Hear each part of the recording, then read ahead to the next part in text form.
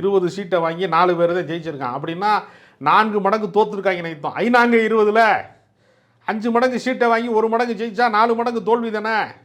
அதனால பாஜக 60 சீட்டு கேட்கறது இருக்குல்ல, அது ஒரு உலகத்தில் மிகப்பெரிய என்ன சொன்னால் தகுதிக்கு மீறி பேராசைப்பாங்கல்ல, அது மாதிரி ஒரு வரம்பு மீறிய செயலாக தான் அதை பார்க்க வேண்டியிருக்கிறது. அப்போ நீங்கள் யோசிச்சு பார்த்தீங்கன்னா எங்களுக்கு 40 சீட்டு கொடுத்துருங்க, நாங்கள் பார்த்து ஓபிஎஸ்ஸுக்கும் டிடிவிக்கும் பஞ்சாயத்து பண்ணி கொடுக்குறோம், என்டிஏ கூட்டணியில் இருந்துட்டு போகிறாங்க, அதிமுகவில் தானே சேர்க்க மாட்டீங்க, என்டிஏவில் நாங்கள் சேர்த்துருவோம் அப்படின்லாம் சொல்லி 60 சீட்டு கேட்டதாக தகவல் வந்துச்சு.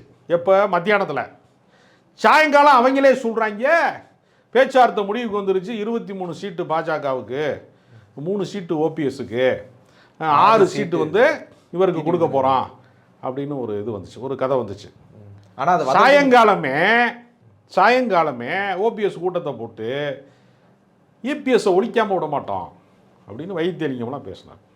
அப்போ எங்களுக்கு ஒரே எதிரி எடப்பாடி பழனிசாமி தான். அவர் அபகரிச்சிட்டார், கட்சி ஆட்டையை போட்டார், அவரை விரட்டாமல் இது வேலைக்கு ஆகாது அப்படிங்கிற கருத்தியலை அவர்கள் முன்வைத்து ஒரு மிகப்பெரிய அளவில் பேச ஆரம்பிச்சிட்டாங்க.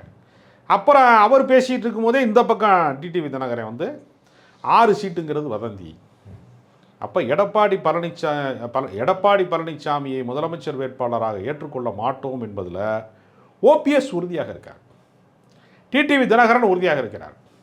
இப்போ இவர்கள் 2 பேருக்குமே என்டிஏ கூட்டணியில் வேலை கிடையாது.